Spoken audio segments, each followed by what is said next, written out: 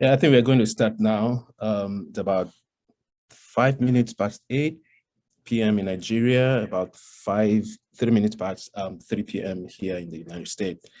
It's again, welcome everyone to another edition of our OU Med Talks. And today we'll be talking about this is life after medical school. It's going to be interesting, and I want you to get locked in to this talk. Again, the essence of us coming together is to just shed a light on how our journey in life has been, right from Ife Medical School to where we are today, and how things could be easier in code for people coming behind us so that you can see or ask questions that we were not privileged to ask while you were in the same situation you are in at the moment. And I'm highly honored to have here with me my friend, Dr. Ajibare. Now, as introduction, I'll go through these. I'm going to keep it very short because if I have to introduce Aji, that's what we all call him, Aji. There will be no time to for this talk today. A lot of things that happened since the time we left Ife, and the last time I saw Aji was in Ife, right, during residency. Yeah.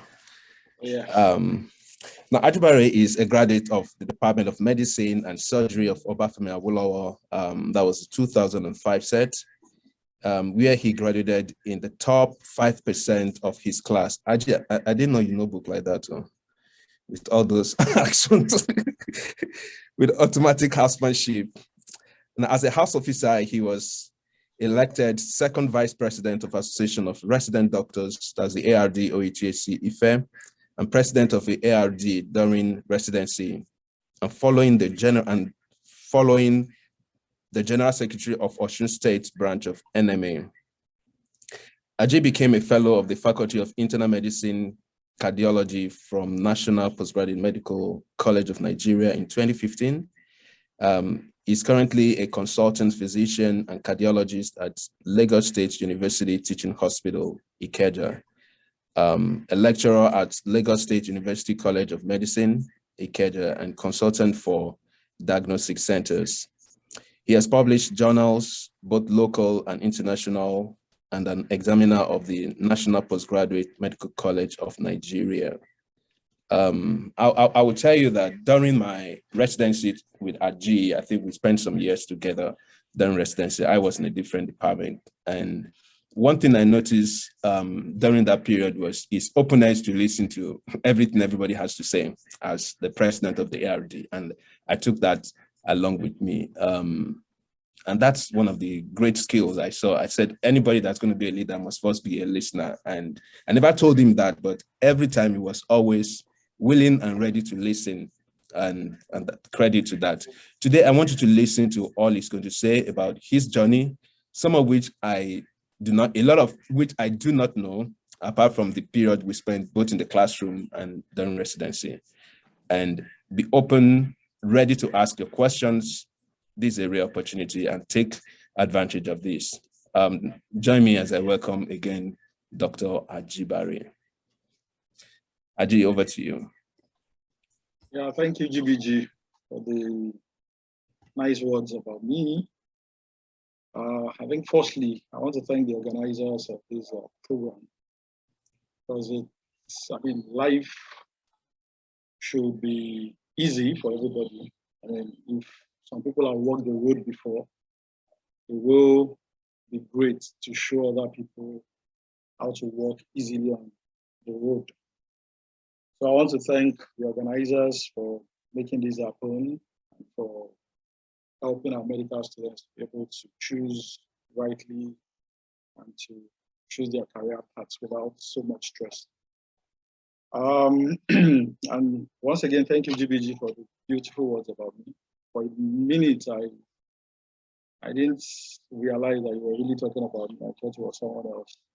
Because those words just made me to remember the 17-year-old plus boy who walked into OAU in 1997. And the truth of the matter is that people should not forget the days of their little beginnings. Back then, in medical school, we have had something like this. Maybe it would have been easier for us to progress or to even achieve more then. And that's why it's a very important thing for me when I was approached that, yes, I think I should allow the medical students to see the world through what I've seen. Because I remember then, in those days, what I used to aim for was to pass the next exam and move to the next class. To pass the next in course and pass after pass. And we just kept moving. I personally, I don't know if any other person in the class looked beyond life after medical school. I didn't. All I just wanted in 100 level was to move to 200 and that and that and that until I got to the final year. The first time I actually thought about life after medical school was during the final exams. Then we were done with the theory parts, and I think it was only remaining clinical. And it was just 1 week to end of medical school. And that was when it just suddenly dawned on me that, okay, fine. After passing, what do I do? What do I even know? I mean, people will start calling me a doctor, but how will I move on after that? Will I be able to answer to them? And I remember it was sometimes, I mean, it was somewhere in ODLT. And it was when I was thinking about, yes, I'm going to pass, but beyond passing, what do I do? So I remember talking to one of my friends, a pharmacist, was my childhood friend. He was already doing his internship. And we now kept talking. It was when I was now telling me, yeah, fine, you still have 1 year of internship or housemanship to decide what you want to do with life. Even if you are not there right now, you'll be there in the next 1 year. So I don't think this should happen to any other person that is going to be the blind that will be leading the blind. Let people that walked through that route, let them be able to put you through and make it better and easier for you. So that is, I mean, one of the reasons why I decided to take this job and talk to you guys about life after medical school. So when you finish your medical school and you leave school, so the next thing is housemanship. So you have 1 year of housemanship to rotate through the 4 major aspects of medicine and now decide on what you want to do. So at this level, the more the exposure that you have, the better it will be to make your decision. But I remember even up to the time that I left medical school, I wanted to be a surgeon. I wanted to be a neurosurgeon. I remember then myself and Nicolas and we used to discuss of what we're going to do after, you know. However, by the time I started house job and I started my rotation, I now started having a second thought because I now had better exposure. And of course, along the line, things changed and I eventually became a cardiologist. So 1 year of house job is an internship process.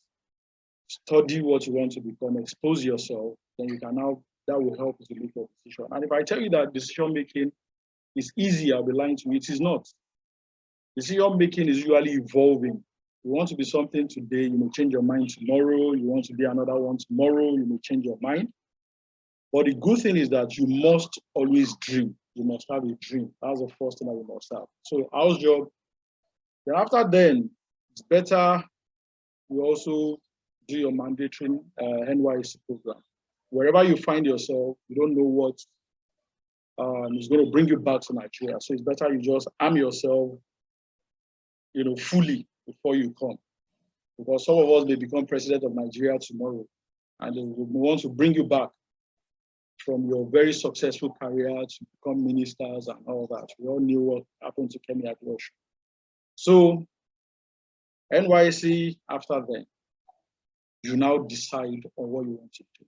So at this point is the point of a major decision making. Are you going to stay back in Nigeria or are you going to leave Nigeria? That's the first decision you have to make. So, and I think, I mean, if you want to leave, I'm not in the best, position to tell you how to go about it. I'm sure the organizers of this program will, bring people that will talk to you about, life outside the shores of the country. But what I'm going to talk to you about today is if you decide to stay back in Nigeria. Now, if you decide to stay, you have options. You can enter residency training. You can decide to go on a medical officer career, which is a slower path. Then you get promoted, up and up and up and up like that. So that's the second option. The third option is that you can decide to go into private practice. We have people that I'm sure the organizers of this program will still bring forward to talk to you about that career, those that are taking that career pathway. Then also you can go into academics. So you can decide to do MSc, PhD, then go into lecturing and all that. And for myself, I decided early that I was going to go into residency and also go into academics at the same time. Because like I said earlier, when we're filling our yearbook, I think I wrote there that in 20 years after graduation, I was going to be a neurosurgeon and become a professor. So the surgeon part of it changed, but the professor part of it is still intact. So I decided that I was going to do residency and I was going to do academics. So that is that. So you have all those options to choose from. So, but the purpose of this presentation, of this lecture, of this talk, I'm going to talk about my own career pathway, which was residency training in Nigeria. So I'm going to give you some tips, some ideas, some motivation. So the first thing I'm going to say is that whatever career that you choose, whether you want to stay back or you want to leave, is that you must have a dream. You must set targets for yourself and, put timelines, make it measurable and achievable.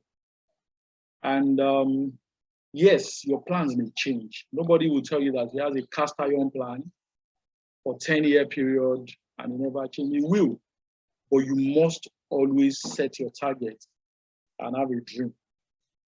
And for you to set targets, you must also have adequate exposure, because the size or the magnitude of your exposure will determine the options you have.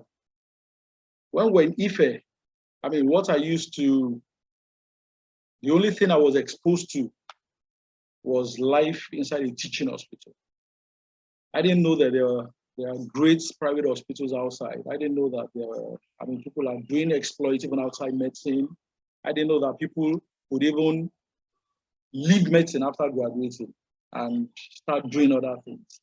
So those are the things, that I was exposed to. And probably it's limited, my choices. But the more exposure you get, then the better it is for you to choose whatever you want to do.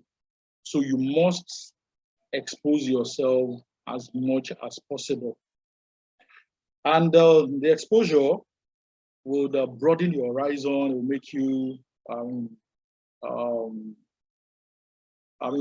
more at a better position to choose your career.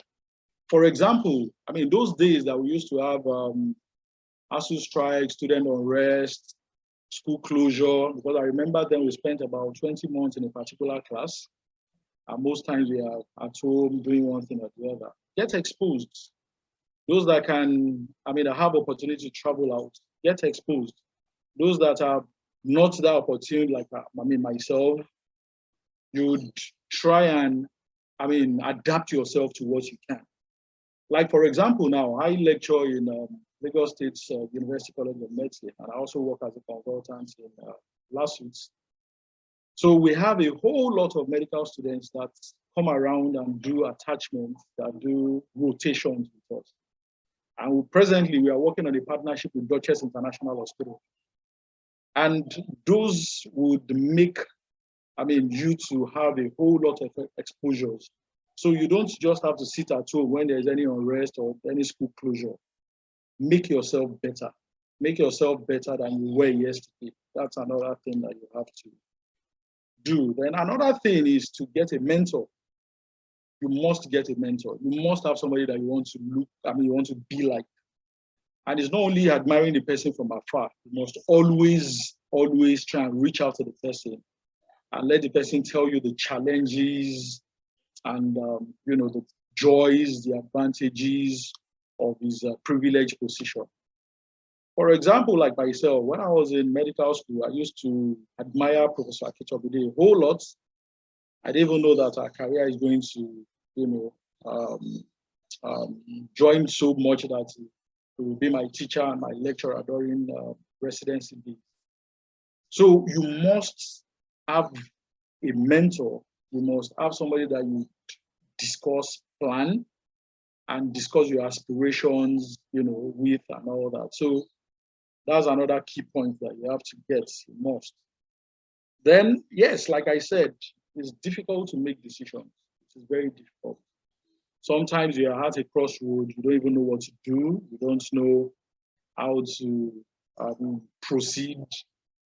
Then that's when people that walked the road that you think that you want to move on would come into your life and make a very big impact. They'll make it so simple for you that they would open your eyes to perspective that you've not even thought about. So that is that. Then the other one that I need to quickly talk about is that you don't have to envy everybody. Life is a personal race. When you eventually choose the career path that you want to follow, you may be slower than many of your classmates. For example, like myself, I started house job almost immediately after medical school. And I was one of the first people in my class to start house job. But along the line, there were some, I had issues getting into residency. A whole lot of my classmates started residency before me. But that shouldn't put you down. Because I remember my very good friend, Dr. Adeyeye, Victor Adeyeye. He was my senior registrar when I was a registrar in the Department of Medicine. And we still bonded so beautifully well. Azam Muzamiu was also my senior registrar. Even Bola Motosho was my senior registrar in the Department of Medicine. And we bonded so fantastically well. Because last year, they was senior registrar in surgery when I was a registrar in medicine. So just take it that life is a personal race. Nobody runs on the race of another person and you now start feeling that no, you have a setback or no. That is your own race and you run it and make the best use of your time. Then after achieving a target, okay, like myself now, when I started, I started residency in internal medicine. I became a senior registrar. That was the next target. I want to become a senior registrar. I became. Then after becoming a senior registrar, then there's another target. I want to become a consultant. I want to become a fellow. Then after becoming a fellow, I got jobs in other places, but they did not meet my aspiration because I have another target. Then I decided that, oh no, I still want to become a professor of medicine. And where I am is not going to give me that opportunity. I resigned like 3 posts or 3 positions of cardiologist before I eventually got to Lagos State University Teaching Hospital. Now, after getting to the Lagos State University Teaching Hospital, I was given a position as a hospital consultant, as a full hospital consultant. But this is still not going to get me to where my target is. After a while, I still resigned that position to move to the College of Medicine and now take up an honorary consultant in the hospital. So always, always set up new targets for yourself. Always aspire to be better than how you were yesterday. Then also, one thing I need to emphasize at this point is that whatever you need to make yourself a success in the future is already been instilled into you in OAU Medical School. And I must tell you, that is the best medical school in the whole world. Because beyond the science, beyond the arts, beyond the culture, you are being instilled with resilience. And that will come handy when there are challenges in life. And that is why you will always rise above any challenge, because OAU Medical School has given you everything that you need. And I'm not going to lie to you, there will be challenges in life. There will be serious challenges. Nobody has it cool all lifelong. There will be some times that things will happen, finances will happen, life will happen, but the teachings, the resilience, the impact that OAU Medical School has had, has instilled into you, is going to make you move beyond many of these challenges in life. And always remember that whatever is worth doing at all is worth doing well. As an house officer in Ife, I was made the second vice president of ARD, that's Association of Resident Doctors. Now you ask me that, what does a house officer, what does he know enough to be a second vice president? Now, if I say second vice president, I'm sure a whole lot of people will just say, okay, second vice president. What it means is that if anything happens to the president of ARD and the first vice president is indisposed, then I become the president of Association of Resident Doctors as an house officer. So just believe that impossibility is nothing. Apply yourself, take up challenges, and the best will be brought out in you. And all this happened because of the teachings, the culture, the art, the science, and everything that I got instilled in when I was in Ife. Then along the line, when I came back for residency, I became general secretary twice. Then I eventually became the president of Association of Resident Doctors. Then I now decided that, okay, fine. Before me, there has been precedent. Then I followed my own principle that what's doing at all is what doing well. So I applied that principle. And during my tenure, we built the first ultra-modern Association of Resident Doctors complex. I'm sure many of you would see it. It's directly opposite. It's behind the fire station, directly opposite Accident and Emergency. And that is something that we believed could be done. And we did it. But don't let me deceive you that it was easy. Of course, it will not be easy. There will be a whole lot of issues. There will be things because you have to starve some things to invest in a whole lot of other things and all. But like GBG said, one thing that I learned in life is that I just have to listen to people. Because that's why God gave us double ears and one mouth. You listen twice and speak once. By the time I listen to people, then I already know what the direction or the feelings is going to be. So try as much as possible to make impacts. And also, don't bite more than you can chew. Take a step at a time. It's good to make aspirations. It's good to have targets. It's good to have dreams. But just take it a step at a time. And I still have a whole lot of things to say anyway, but I'm looking at the time now, and I'm saying that it would be good if we have like a question and answer time so that we can still talk about more things. But I'll be rounding up now. Then, if you now decide on your career pathway to look like mine, that you want to stay back in Nigeria, you want to go through residency training, I can assure you that spaces are opening up as we speak. Because right now, at least in my own teaching hospital, because of the brain drain is massive, a whole lot of people are leaving. But the state governor and our amiable CMD has graciously approved that anybody that leaves should be replaced immediately. So if you have your primaries and you want to, go into residency training, you can reach out. And there are things, that we could do to get you into training. And that will be like you are, trying to, make do your residency in Nigeria. And even if you're not going to stay back, at least there's still something. No knowledge is lost. You are still going to get, you know, one or two things like my brother GBG did before he ran away. Also, you have to plan for family, because that is a very, very, very important part of life. We can't talk about career opportunities and not also talk about family. Because at the end of the day, it is how good the family is. That's what is going to determine how bright or how far you can go as a career man. I think at this point, I would pause a little bit and take some questions so that we can move on after now. Thank you very much. Yeah, great talk, Aji. Oh, wow.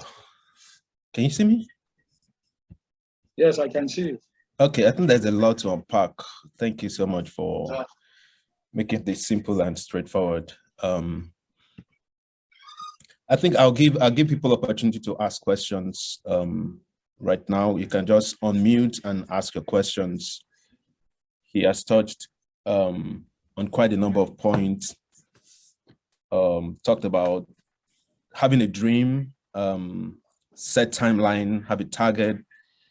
Talked about mentorship, and this program also is part of that mentorship, showing other people the light, but he was very specific in that direction, about an individual that he looked up to, and that life is a personal race. Don't compare. When we were sitting in the classroom, we were classmates, but you find out if you look at all of us, we are in different places now. So what merged us together is just that classroom sitting together. And then he talked about setting goals. And when I look at it, I said, always aspire to be better.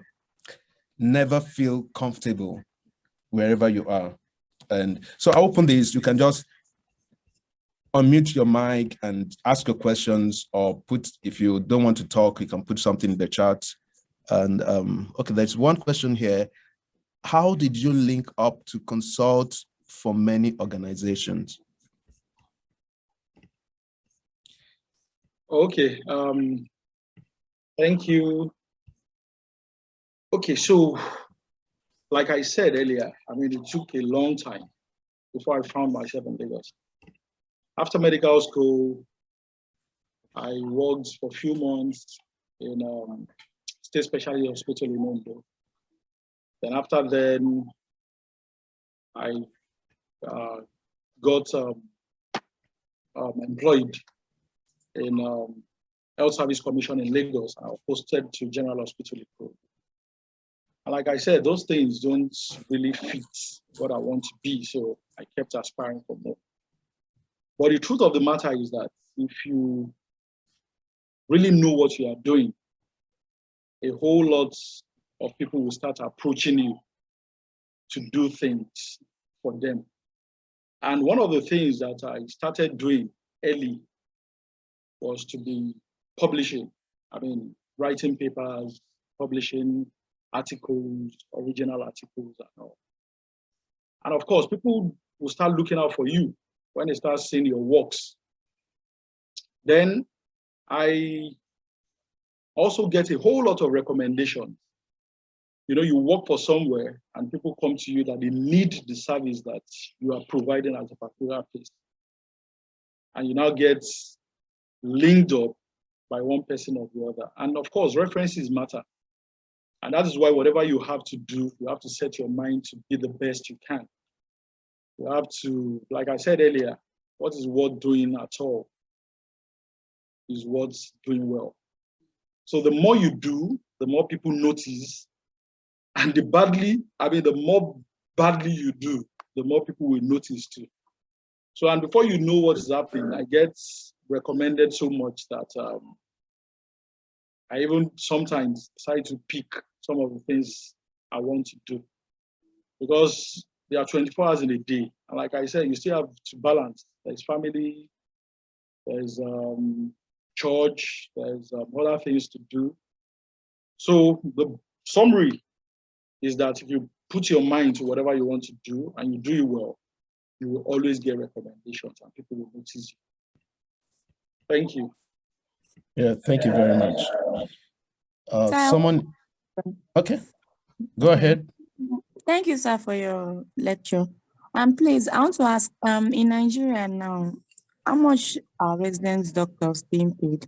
And is it the same amount for all specialties? Thank you. Okay. You know, this program is going to be recorded and put on YouTube. And I wouldn't want to make medical doctors of a ransom value by telling you the huge amount of money we are being paid. So I think I would send that one to you personally, or you can reach out personally, I will do that. But to the second part of your question is the amount being paid across board. Yes, it is equal across board. So if you're a resident doctor in cardiology or you're a resident doctor in nephrology, you get paid the same amount of money. I don't know if I've answered the question. Yes, thank you, sir. For the first question, I'll reach out to you. Yes, but the second question, I'm sorry, sir. I just feel that there are some specialties that are more stressful than the others. Like O&G is very stressful, and then radiology is not even. So I don't know, why is it like that in Nigeria? Oh yeah, so we've had a whole lot of discussion when it comes to that actually. That some specialty, yes, like you said, a whole lot of specialty are more stressful than the other one. But for now, that's a position we still have, and resident doctors get paid across board. But what's usually comes to mind after that is that many of us, we are doing medicine for the passion. Because the truth of the matter, like I said earlier, is that, so yeah, I wanted to be a neurosurgeon. But after spending like a year in surgery specialty in Federal Medical Center, that was after my NYC, I just felt that this is not what I want to be. That there's more to life than being a surgeon. I'm not deriding the surgeon. So my very good friend, Lekon Lasende, still yells me every day that all our great plans of working together inside the abdomen and the brain that have abandoned it, and that I'm now using antibiotics to treat surgical tumor. But the truth of the matter is that find somewhere that you will be happy and do what you have to do. You know, that is beyond the pay being equal across board. Like I said, life is a personal race. So my pay in cardiology, I'm very comfortable with it. And I'm sure Lekon Lasende is comfortable with his pay in general surgery. Thank you. Thank you, sir. I have another question here. Someone is asking, when is the best time to take the primary exam for residency in Nigeria? Okay, like I said earlier, you know, one of the first things I said, whatever you want to do, the best time is now. Whatever you want to do, the best time is now. However, you can't write primaries in medical school. So the best time to write the primaries is as soon as possible. I can't remember which one, whether it's West Africa or national, that allows you to write before you finish house job. One, you can do it during house job. The other one, you can't do it until you have full license. But the best time to write your primaries is as soon as you make your decision on the source specialty or the specialty you want to specialize in. Don't waste any time. Just go ahead and do your primaries.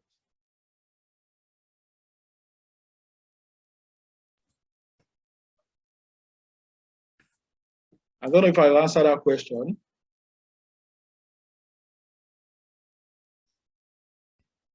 I have another question here. Okay, I have another question here that you talked about embracing challenges, right?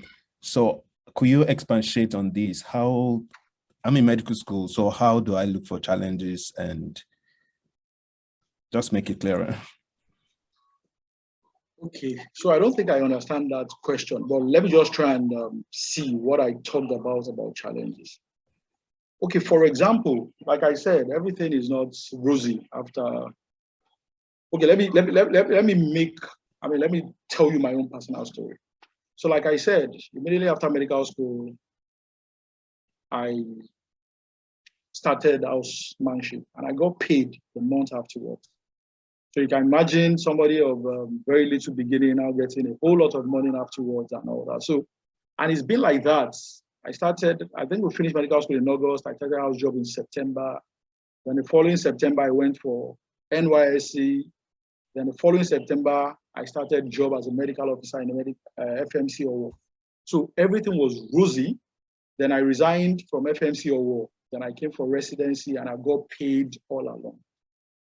Now, the first challenge I had was after residency. I mean, a whole lot of people will have challenges before then. After residency, I took up a job at General Hospital in Ondo. And that was the time that Ondo State government under Dr. Mimiko was having challenges paying salary. And you can imagine somebody that had been getting paid every month since housemanship now had his salary stoppage. And for 7 months, Ondo State government did not pay me salary. And that was when I started considering my options. What do I do? I mean, now I'm a fellow, I'm a consultant, life should be easy. And that was when I had my first major challenge. So I know people have different form of challenges here and there, but that was my own first.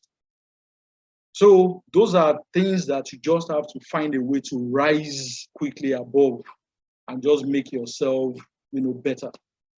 And of course, because I had my certificate, I had my skills, it was easy to pick up other jobs.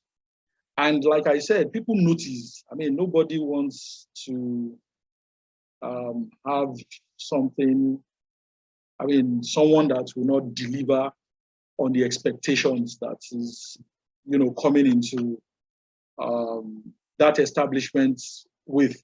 So at that time, you should quickly rise above your challenges and just move on with life, because there will always be challenges. I don't know if I've done justice to that question.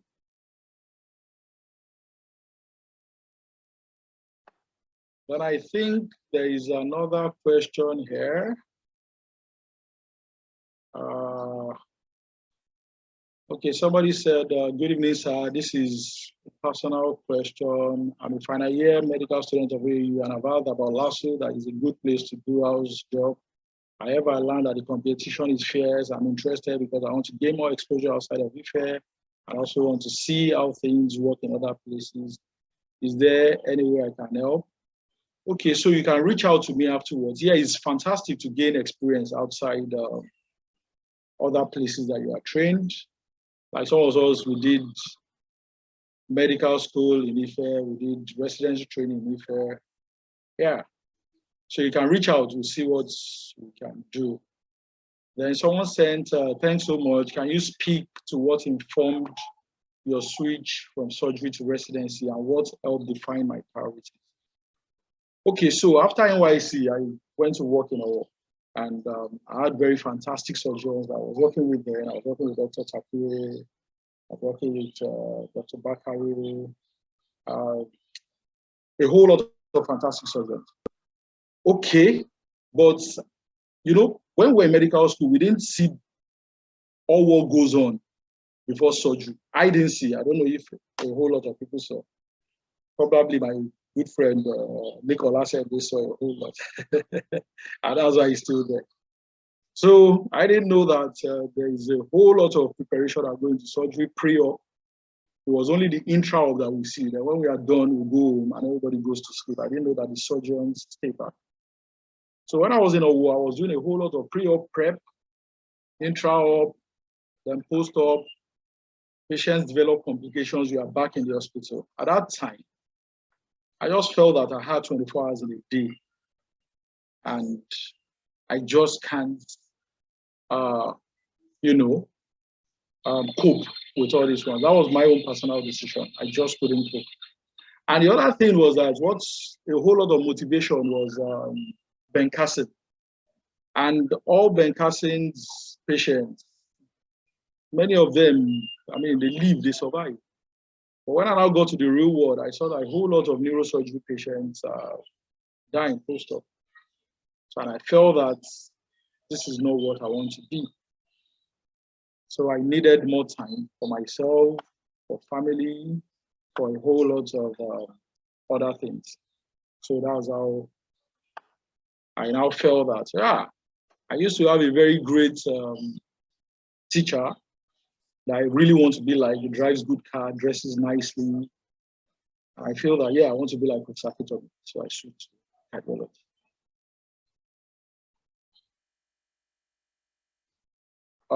Sorry, the questions are coming. Okay.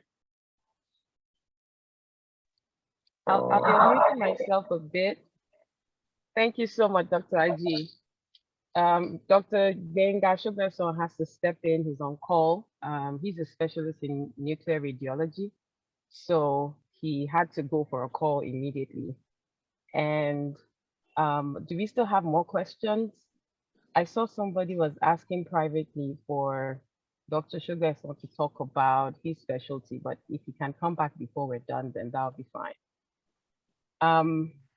Dr. Aji, thank you so much for all the things that you've exposed the students to. I know that you probably can't speak about money. Thank you for for that. But if you do want to chat about it, you can, send a chat over. And for anybody who still wants to ask questions, you can do that via voice now. The platform is still open. We're still here. Or you can send an email to oaumed05@gmail.com. The email again is oaumed05@gmail.com, and it's posted on the chat. We have somebody who said, Aji, you should have done orthopedic surgery. Okay, that's Deolu. Yes, that's Deolu. Deolu is a runaway orthopedic surgeon too. We lived together, and then he ran away. He's still doing his carpentry work. Carpentry work.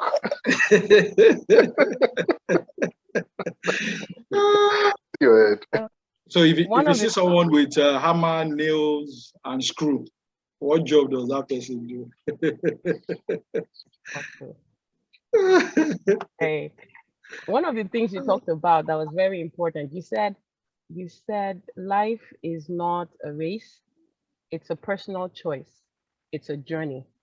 And that example you gave was so powerful when you said your classmates were your senior registrar during your rotation, but you took it in stride because it's about personal choices and decisions, and that speaks a lot. And another thing you also talked about, another aspect of challenges you had mentioned during your talk was, you said exposing yourself to different things, different specialties before you decide. Another way the students would also be able to take up those challenges is volunteer. If probably there is a surgery going on, you think you can assist, volunteer to assist. They want to do a ward round and it's in the evening, not during the usual hours. Be that one that will go the extra mile to, put yourself forward, to expose yourself to those, skills, those practices. Some of them you might see, oh, it's stressful, I don't want to give my time right now. But actually, if you do sacrifice a little bit of time, it starts to set you apart. You start to gain, little skills here and there that will make you different so that you can do your best at every point in time. So thank you very much. Tayo, thank you very much. I think that that reminds me, volunteer work. Okay, so I remember when I was president of ARD, we did an outreach and went to check people's blood pressure, blood sugar, talk to them about non-communicable diseases and all, and we did screening. So a whole lot of medical students joined us then. And I remember that what we gave them was a letter of participation. So there was now this particular medical student, no, okay, yeah, I think it was my first tenure as general secretary. So 2 years down the line, I became president of ARD. And that particular medical student now came back and said that it was in a CV that he did community screening, awareness of non-communicable diseases and all that.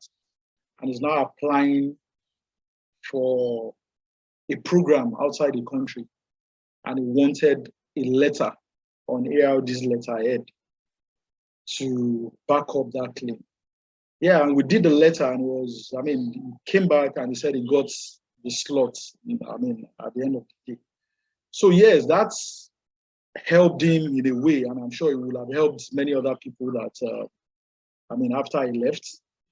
So volunteer is a beautiful thing. It gives you some level of exposure. It gives you some things to add into your CV.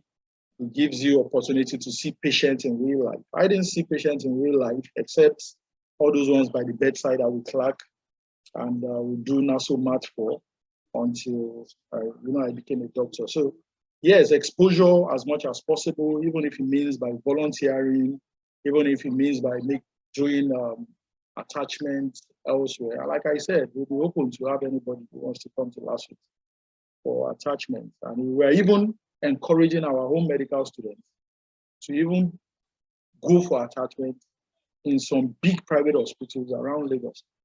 And the more you'd have that kind of exposure, it would shape in your trajectory, significantly.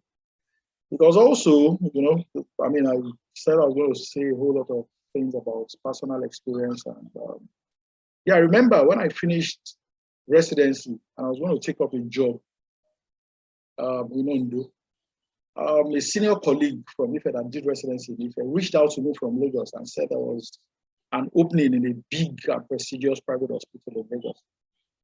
Of course, at that time, I never liked Lagos. I just feel that Lagos wasn't for me. But what would I want to come and do in Lagos? The salary they were offering me was 3 times what I went to pick in Ondo, and Ondo didn't eventually pick. So, but if I'd had exposures to private facilities and I've seen how they run, and I've not just limited myself to teaching hospital practice, possibly I would have come to Lagos earlier than I came. But I don't have any regrets. Life is good. Thank you. Great. Thank you, Dr. Aji. Well said. Thank you for showing us practical, real life after medical school.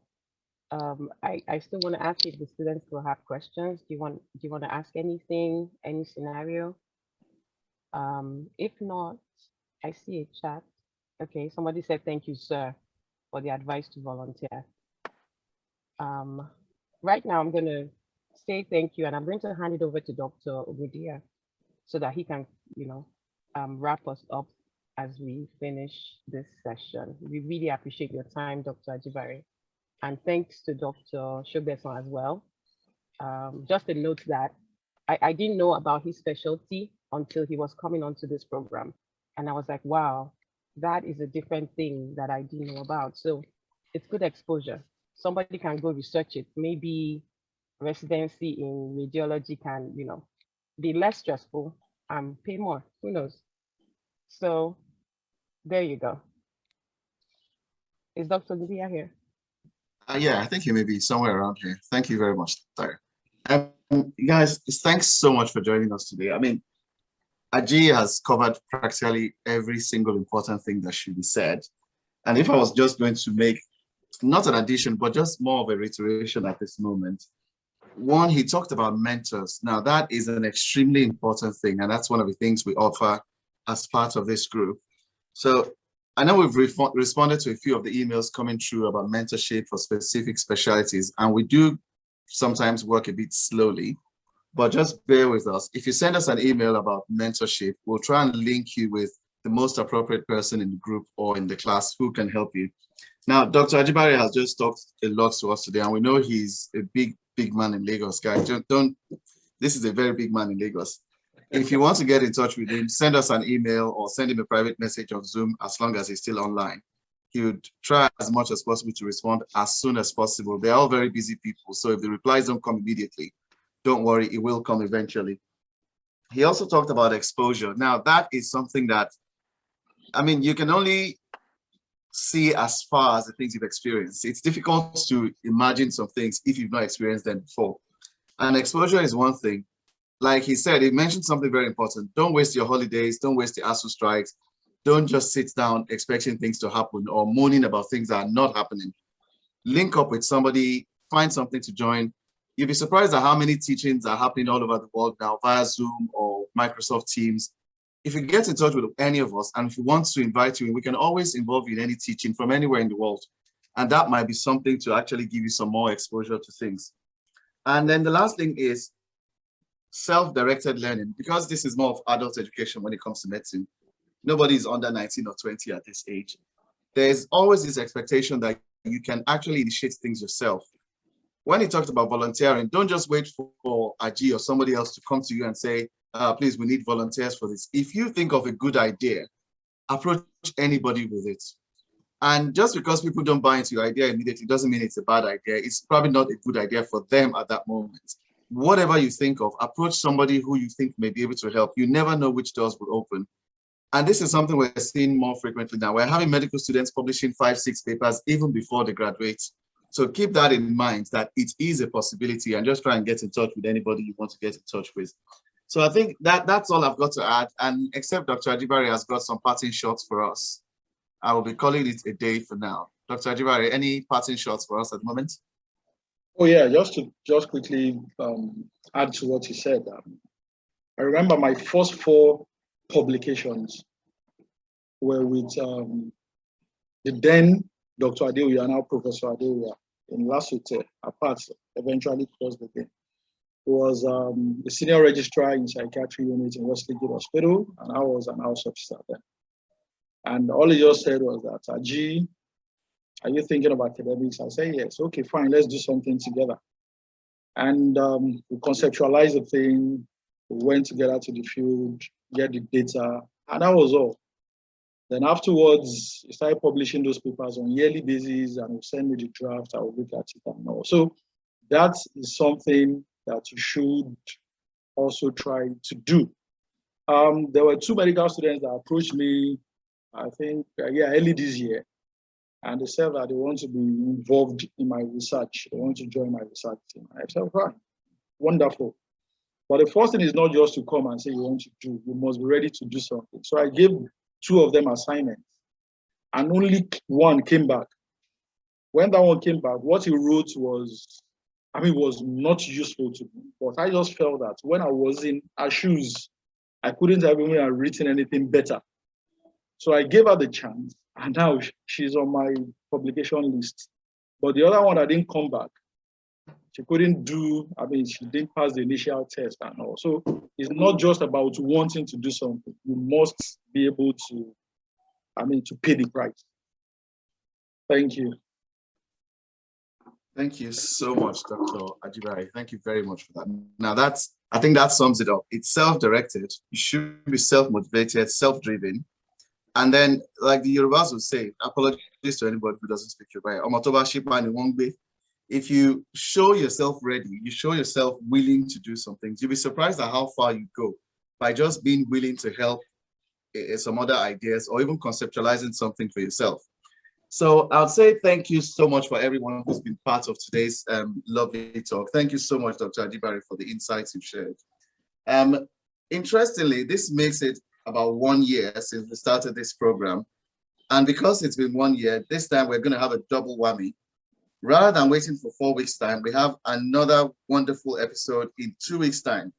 Expect to see the profile and the adverts very shortly on Instagram, Facebook, our Twitter page, and we'll also try and get it onto YouTube as quickly as possible.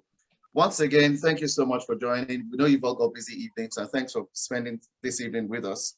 And if you can please go to the YouTube page and subscribe to all the videos so that you can get the latest videos of the talks as soon as they come into the presentation.